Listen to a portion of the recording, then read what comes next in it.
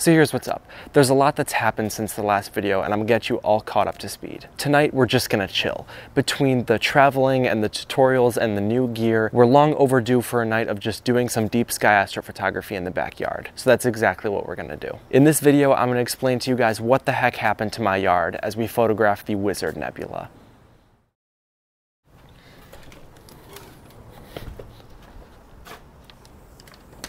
What happened to my yard? What happened to those trees? What happened to my tree?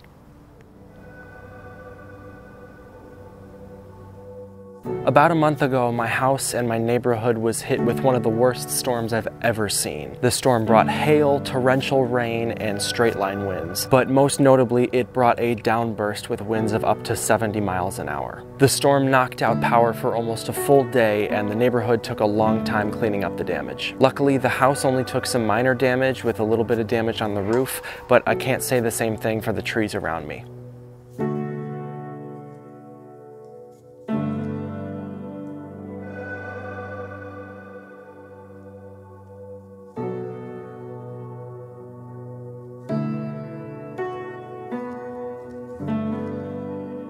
If you're wondering, the last video that I posted was filmed before the storm hit, so even though I posted that video after it happened, the yard still looked the same. One of the few good things about this is that it actually cleared up some sky for me to image. You can see that this tree, with it being sort of split down the middle, and this pine tree being gone, this is the area that ORyan would take up during the winter, and the Milky Way core takes up that area of the sky during the summer too. So being over here with the telescope, you can see that we get a little bit of extra time in the window before here, and then with this tree being trimmed down too over here, you can see that we just in general have a lot more time at this section of the sky for imaging in the south, which is great. And then obviously with the trampoline being gone, there's new space to set up too. It's going to take some adjusting for me to get used to this new look to the yard. Only a little over a year ago is when we lost a huge tree in this area to my west too, so this yard has seen a lot of trees gone recently. But with the severity of the storm that hit us, a lot worse damage could have happened, so I'm not complaining that we only lost a little bit of shade. Just as a little side note, my telescope was actually outside when this storm hit. I was actually out of the house when the storm started, and by the time I got back it was already starting to rain. The telescope was bone dry, and the winds actually tilted the axis of the telescope. A branch the size of a small tree came down and landed not 5 feet from the telescope. If the winds had been a little less strong, the telescope would have been long gone. So I'm very, very, very fortunate and grateful that the telescope is still here with us to go for another night. The Wizard Nebula, or NGC 7380, is an emission nebula located in the constellation Cepheus. It took me a while before I could actually see the wizard. If you're like me, maybe this diagram would be helpful for you. It's about 7,200 light years from Earth, which is about 42,326 trillion miles. So the light from this nebula is going to start there, travel that entire distance through space to my backyard, travel through my telescope, and end up on my camera's sensor. That's pretty awesome.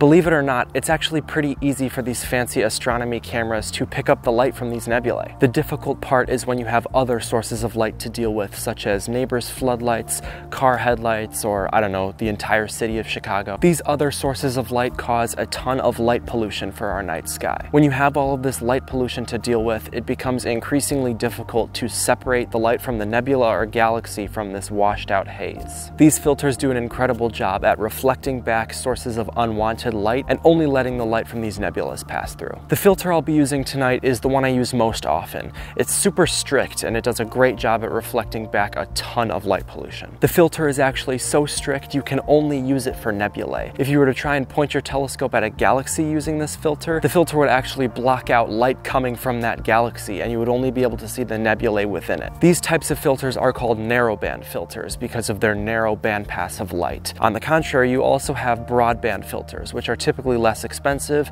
and block out less light pollution. The reason you might want to go with a broadband filter is because it lets you image more targets. You can also image things like star clusters and galaxies with broadband filters that you couldn't with a narrowband filter. The narrowband filter I'll be using tonight is an Optolong L Extreme, but the broadband filter that I bring out during Galaxy season is the Optolong L Pro. The gear that I use in each video is always linked down below in the description if you want to check it out for yourself. Not to worry, I will definitely be taking advantage of all of this new space that's available in the yard for imaging. We haven't had a yard without a trampoline since fall of 2021, so I've been long overdue for using this spot. It's kind of crazy just seeing the permanent lack of grass that this trampoline has caused. This is fully covered in grass before we installed it, and this spot has seen 2 trampolines sitting here by now. Let me show you guys where the Wizard Nebula is going to be tonight.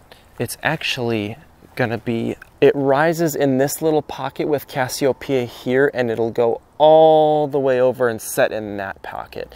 It's actually really convenient where it's located. So if I just set up like here or over there, it'll be about there when sunset happens and it's dark enough to start taking pictures, and then it'll go all the way until there when sunrise happens. It's perfect. So the whole plan and the idea is that I get polar aligned and set up as quickly as possible and then get imaging immediately so I can get a good 6, maybe even 7 hours on the Wizard Nebula tonight. It's different now. Did not look like that before. Even got areas in there that are ripped off. It's just different. Sunset is approaching more quickly than I think I realized, so I'm gonna take this time and get set up now, and then we'll continue on from there.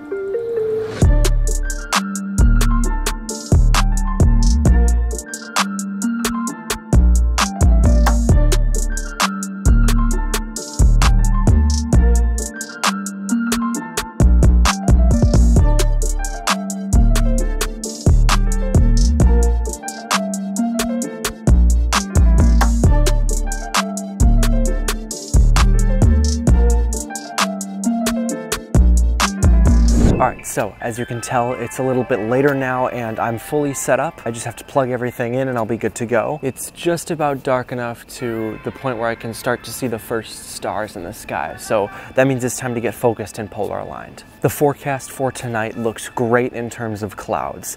Totally clear, 0% cloud cover until well after sunrise tomorrow morning. The only rough part about tonight's forecast is the smoke. The smoke has been pretty bad these past few weeks. These California wildfires are just so brutal, and the smoke from them is traveling all the way across the country into Illinois. As for tonight, it's actually looking better than it has recently. Definitely better than it was a few days ago, but there's still that lingering sort of haze that you can tell is in the night sky. I'm still really confident in my ability to get a good image of the Wizard Nebula tonight, but that's just one of the things on my plate. Alongside the smoke, there's another obstacle I have to deal with, and I'll show you that right now. So it should be, yep, there it is, right in these trees here. That is a supermoon. Now, while the supermoon is a really cool sight to see, it's amazing to look at, it is pretty much the exact opposite of what you want for deep sky astrophotography. So battling the light pollution, the smoke, and the full supermoon tonight, we're gonna have a lot of challenges into getting this image. Man, being out here for the first time since the storm on a clear night, you can see the first stars starting to show up. There's Cygnus. Cygnus is right in there. Got Vega, and then Arcturus should be setting right there. There it is. Even though it's low on the horizon, you can already see the light from that moon shining on my house. It's crazy. All right, so as I finish my process here of getting everything plugged in and ready to go, I want to talk about what my fall looks like during the year. So as you guys may remember, last year, from the span of like end of August to late November, I just didn't make any videos. I was gone for a good amount of the year. Almost 3 months I was gone, just not making anything. And I am always super busy in the fall with school and extracurriculars. I'm only home during the evening for like 2 days a week. And if those days aren't clear, I'm just not able to image, let alone film. So it's always really hard in the months of September and October to get videos out. But due to the recent really good forecast of sunny, fully clear days and fully clear nights, I've been able to get out here, and I think I'm getting a little bit better at balancing the two. So the goal for this year is to get a little bit more content out there for you guys over these next 2 months. But if I go a little dormant during this time of the year, just know that's why. I'm super busy. My intention is never to leave you guys hanging or anything like that. I love making these videos just as much as you guys love watching them, and it is always my goal to spend as much time as I can out here shooting pictures and making videos, but sometimes the schedule just does not align, and balancing this with everyday life is not easy, as I'm sure a lot of you know. It doesn't help when you have tornadoes and hurricanes and stuff blowing through. Where did my adapter go? All right, it just hit 8 o'clock. And the telescope is all plugged in and ready to go. Mini PC's ready, which, by the way, thank you to those of you that commented on my last video talking about my mini PC in relation to the sticker that I had on it. I assumed that since this was a fanless mini PC that I could put stickers on it because it didn't have any airways for cooling. I had no idea that it used heat sinks for cooling, as one of you guys pointed out. So the sticker has been moved onto the telescope. So hopefully I'll see a little bit of improvement in the cooling of the computer, and hopefully it might even boost some of the speeds a little bit. I don't know, we'll see. Point is, the sticker's off, so any potential issues are now gone. And you can already see on those trees there, that moonlight bouncing off. You can definitely see it on the house now. There it is in there, illuminating the whole sky. So you'll find Cygnus up there, right there, and then over here, you'll be able to see rising right along the tree line. That is Cassiopeia. The Wizard Nebula is just above that, about here in the sky where my fingertip was. So you can see the Wizard Nebula has been up for a little bit. It's gonna spin like that above this tree and set right in there. So the sooner we get going, the better, because this moon is not waiting for anybody. Man, I just love looking up at the sky here.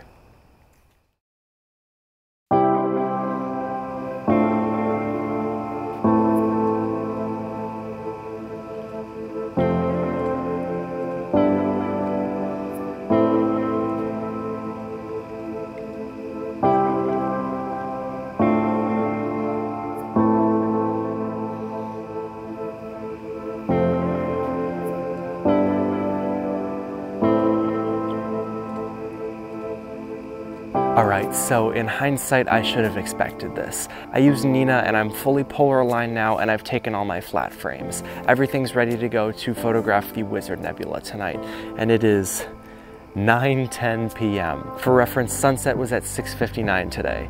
This isn't exactly getting going right after sunset like I hoped, but I should have expected this. Setting up for the first time on a clear night after your gear's been inside for a while, you're bound to have some sort of issues slowing you down.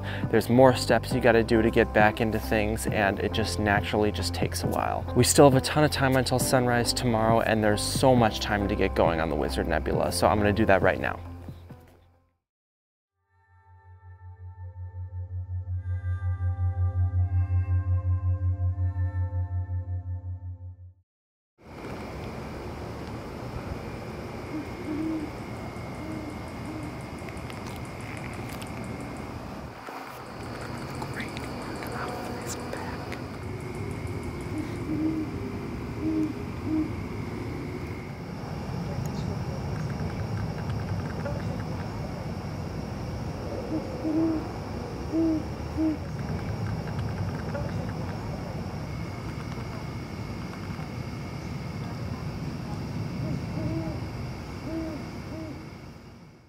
Alright, so it has been a little bit. It's about 11 o'clock and my telescope setup has been successfully taking great images of the Wizard Nebula. As you can definitely see, it is bright as day out here. That supermoon is just absolutely killing the sky right now. My eyes didn't even need to adjust when I was coming out here. Like, it's just so bright. Part of this could be the lack of coverage that I have from the trees now. The yard is just so illuminated from the lack of the branches, and it's a weird thing to adjust to. You can see here, it is just bright as day out here.